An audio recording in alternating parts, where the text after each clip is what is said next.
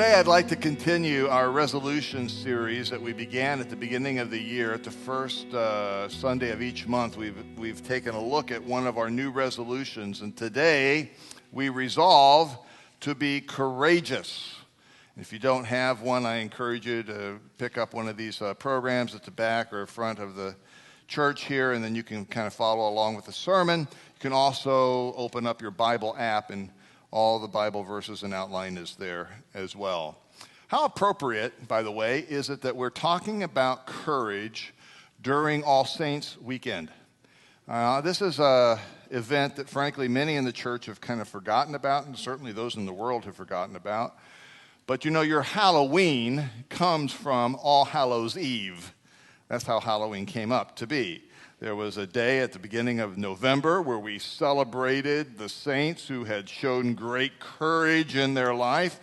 And that, sadly, over the decades and centuries, got turned into a celebration that had nothing at all to do with the church, what was now called Halloween.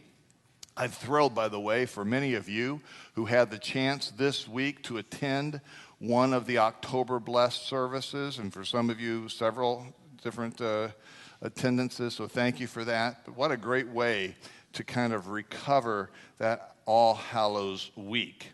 So I think it's appropriate that we take a look at this resolution to be courageous on a day when we celebrate those saints who have gone before us. So let's just get a definition out of the way first, shall we? Courage is the resolve to do the right even when I am frightened. Let me say that again for those of you who like to write things down. Courage is the resolve to do the right even when I'm frightened. So if you stop and think about this, this is a resolution that we're talking about, to have courage and not to be a coward. It is a resolution to have resolve. Kind of both come from the same root word. See, courage is a choice. Yes, it's one that you can affirm ahead of time, like I will be courageous, I will make the right choice.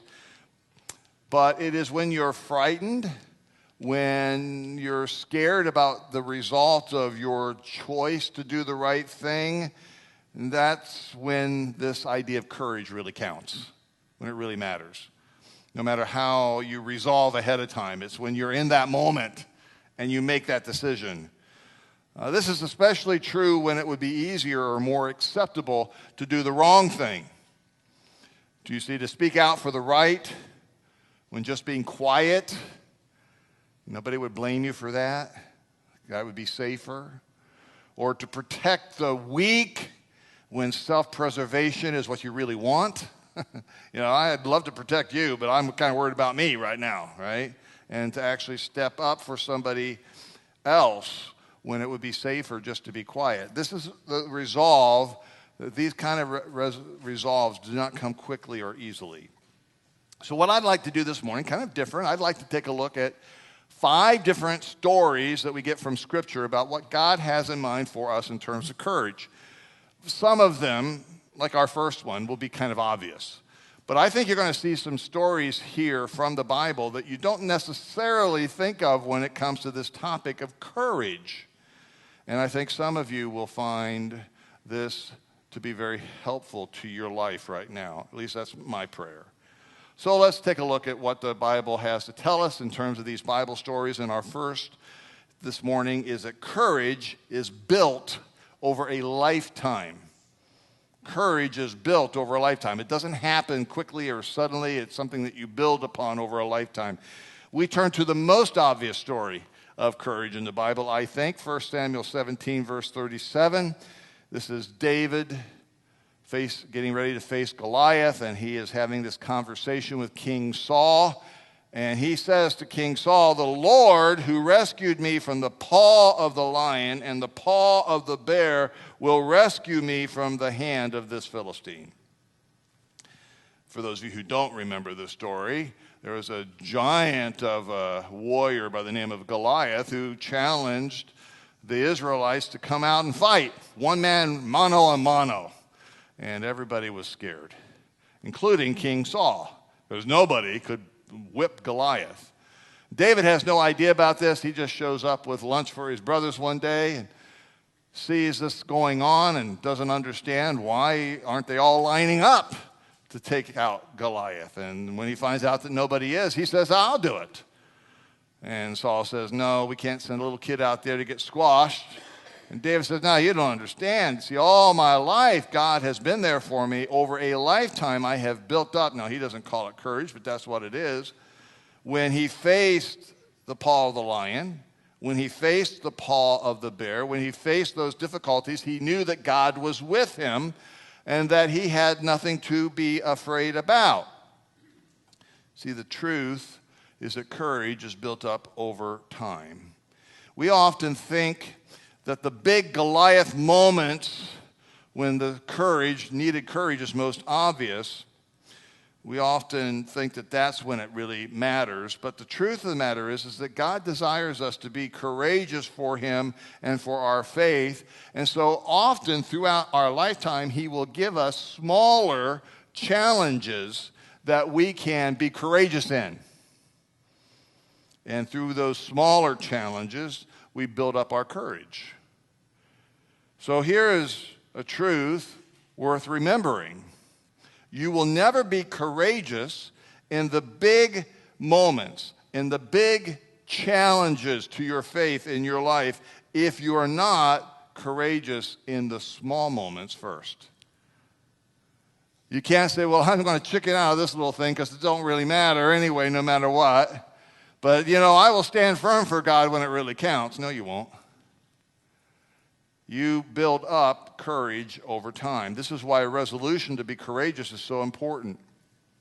To be effective, you can't just make this resolution, I'm going to be courageous, and then forget about it.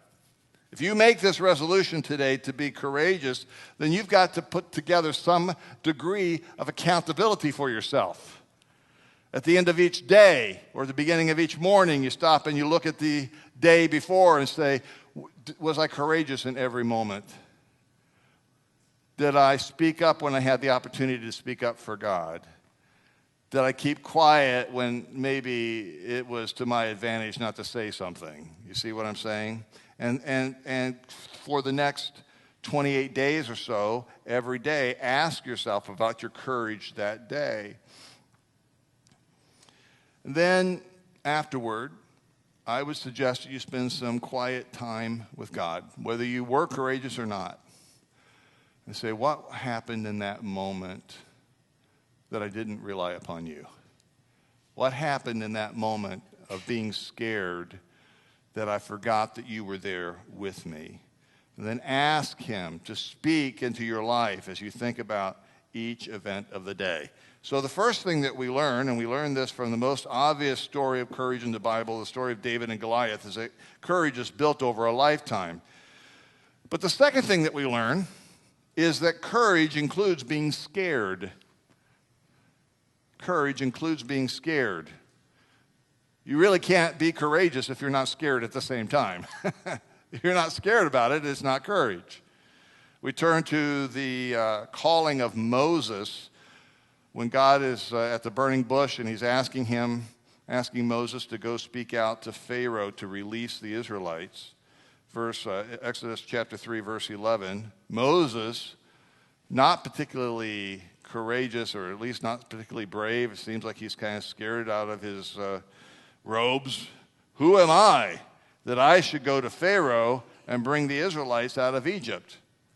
And if you read that chapter, you see it's not just the one time he says that. It's over and over and over again until ultimately God provides him with Aaron to speak up for him. We can't imagine that this Moses, who wrote the first 5 books of the Old Testament and who so bravely led the Israelites in the rest of the story, could at the beginning be so scared and appear to not be courageous.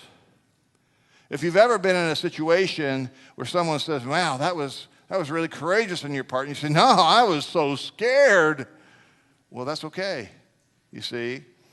As if being scared somehow lessens the amount of courage it takes. It's the exact opposite that's true. There is no courage involved when it's easy to do the right thing, or when it's customary to do the right thing, or when people expect you to do the right thing. That's really not much courage. See, for example, for me, it really takes very little courage right now for me to stand in front of you and to preach because I'm used to it. It's what I do. It's what you expect. I'm kind of an outgoing person. And believe it or not, I actually kind of enjoy doing this, in case you wondered. But now 2 weeks ago, when little Bethany back there stood up in front of you all, and didn't she do a marvelous job? But I'll tell you, because I know her really well, she was really scared. Anytime she gets up in front of people and speaks, she is scared. What's the difference? Why did it take courage for her? Well, for any of you who know her, Bethany is not an extrovert. When you look up the dictionary meaning of introvert, there's a picture of her face right there. And yet, by the way, Bethany Renee Krasinski-Pierce, am I saying anything that's not true? See, even now, she hates the fact that I am sending attention her way. But the fact is that Bethany has great things to say, as we all saw. And God does speak mightily through her when she does speak up. And she would much prefer to sit back and let anybody else do it. So for her, that is a courageous moment. And I'm convinced that if she does it a little bit more and a little bit more and a little bit more over time, that maybe it won't take so much courage. See, at every turning point in church history, in Christian history, when a saint, what we call a saint, stands up and did the right thing so that we might be able to enjoy our Christian faith that we've inherited, believe me when I tell you that Stephen and Polycarp and John Huss and William Tyndale and Dietrich Bonhoeffer and all the others were scared when they did what they did for God, when they stood up and spoke the truth. But they did it anyway. They acted courageously. So what do you do when you're scared? That's the right thing to do. How do you remember that God is there with you and that God will fight for you and that God will provide the ability for you to be courageous? Well, I know this might sound a little trivial, but I want you to stop and think about the fact that scared is just 2 letters away from sacred. You turn the A and the C around, and all of a sudden you don't have scared anymore, you have sacred. And if you can remember that the A is for the Almighty, and you put the Almighty before your cowardice of C, God will stand up for you, and it will become a sacred moment even though you're scared. God will give you the strength that you need for courage. All right, let's take a look at a third story this morning. And the third story tells us this, that courage moves me forward through times of grief and pain. Courage moves me forward through times of grief and pain. For this story, I'd like to turn to one that you don't think of when you think of courage all that often, but the story of Ruth. Ruth from chapter 1, verse 16, just so that you understand what's going on here. Ruth has lost her husband, and her mother-in-law, the husband's mom, has not only lost that son, but has lost another son. And the 2 daughters-in-laws, Naomi says, you go your own way. And the other daughter-in-law does, because it's safer to stay with her own people, but not Ruth. Ruth says in chapter 1, verse 16, don't urge me to leave you or to turn back from you. Where you go, I will go, and where you stay, I will stay. Your people will be my people, and your God, my God. Now, those have become pretty famous words that we associate with the person of Ruth. But I want you to know that in that moment, to say what she said took great courage. Sometimes we think that courage only counts for those great men and women of history who have very exciting biographies, who stood up for God, as the men that I mentioned just a moment ago. But the truth is, sometimes it takes courage for us just to get up in the morning and keep on going. Anyone who has suffered grief or loss or is working their way through depression understands the courage that it takes to stand up and move forward when you don't feel like it. And if you're here this morning and you're suffering from any of those, you know what I'm talking about. Grief or loss of a loved one or depression or the combination of all three can be so overwhelming that sometimes it feels like it would just be so much easier just to quit life. Sometimes that is, if we would be honest about it, that's what we really want. It takes courage to move forward one day at a time when we feel so overwhelmed with such negative emotion. Ruth here is our example of someone who courageously stayed with Naomi, her mother-in-law, even though it would have been easier for her just to quit the family. Now, do you think sometimes you say, well, Pastor Mark, you're calling that courage, but there's not a whole lot of courage involved in that. Well, let me tell you something. God doesn't see it that way.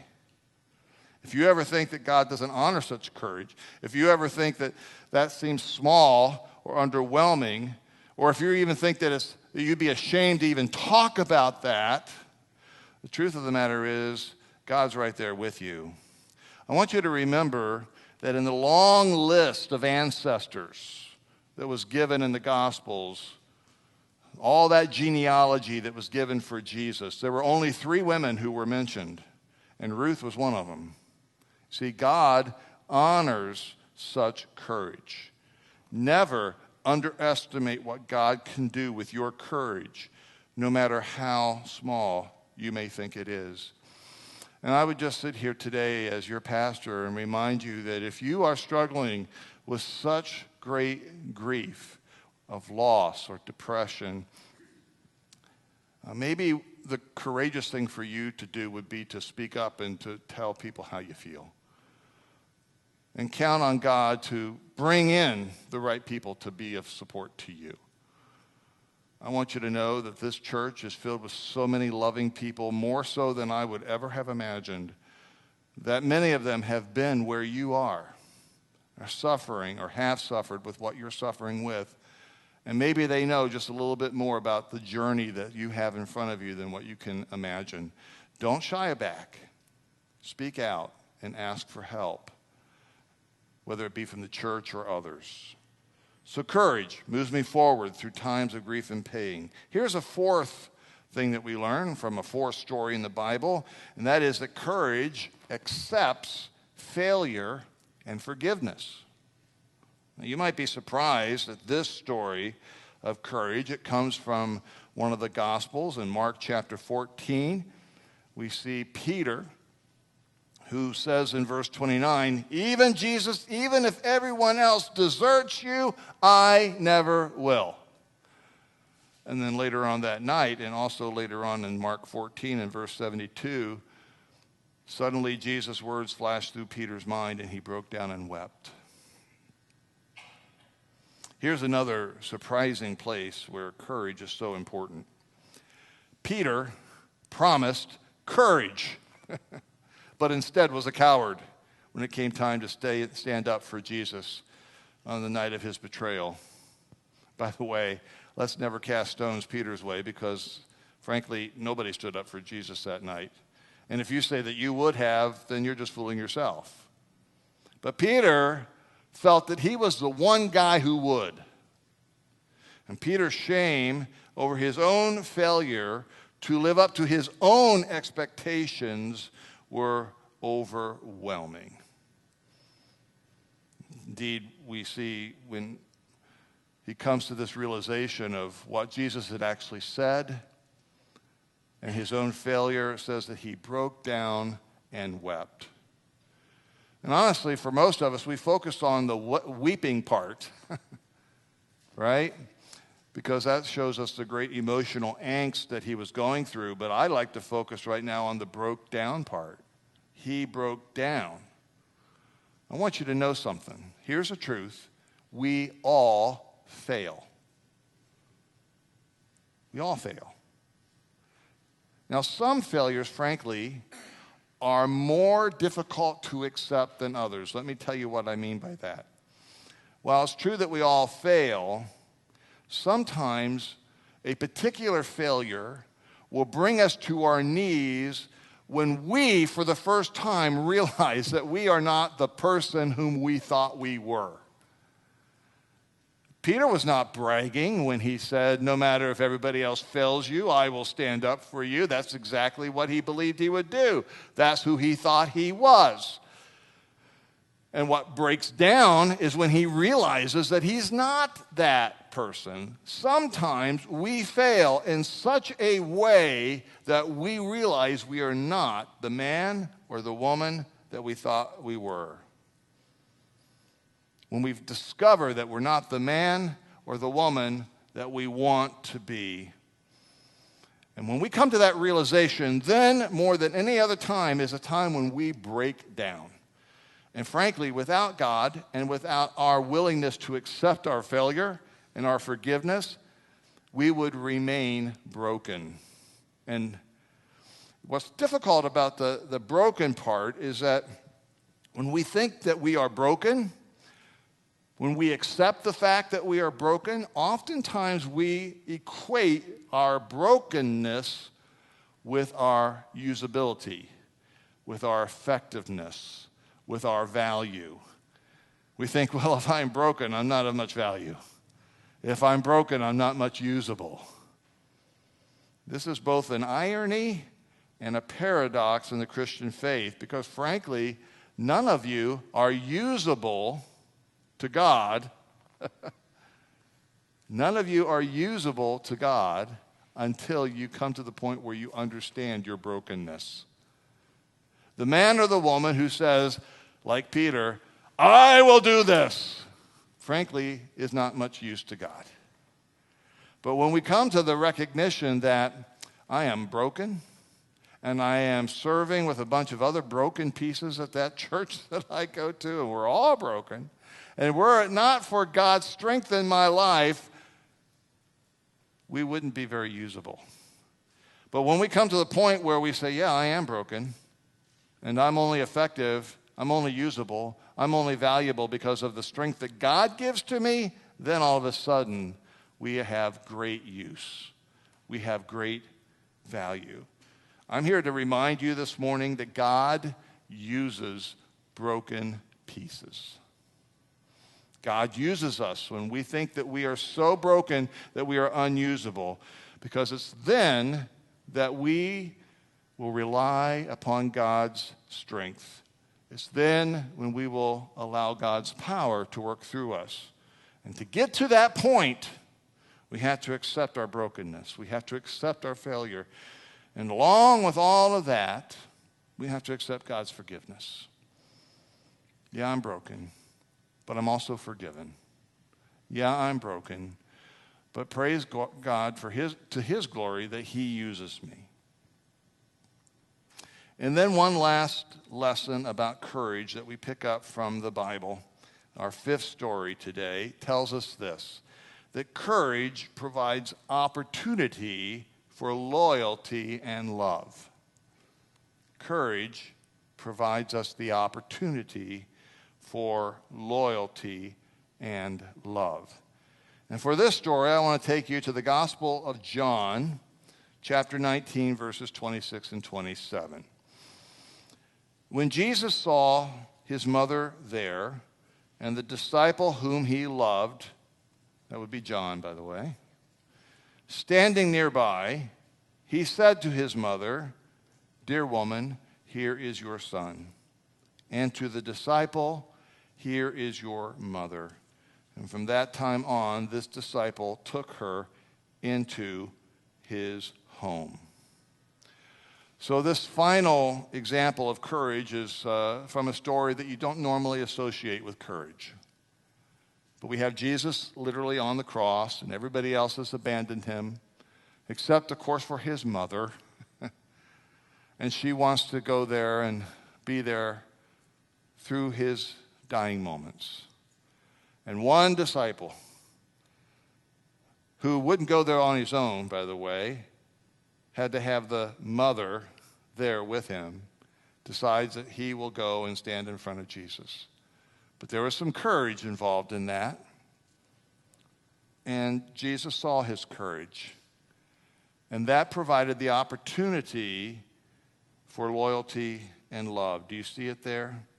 It took courage to stand with Jesus' mom in that moment.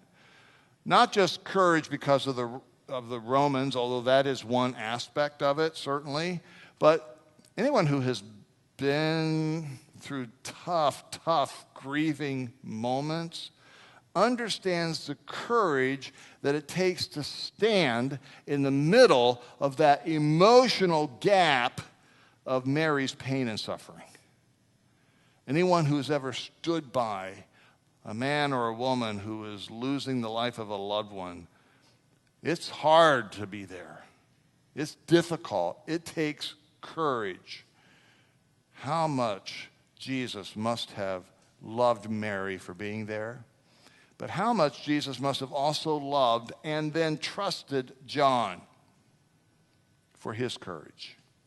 When you demonstrate courage in the midst of difficulty and great emotional grief, and you stand up and do the right thing even though you'd rather not be there, that's courageous. And I want you to know that God will honor that.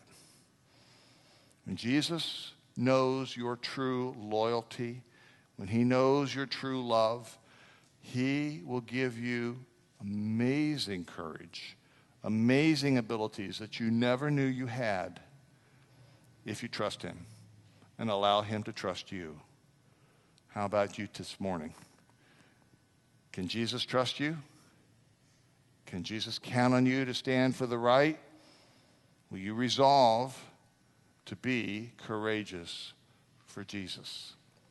Let's pray together.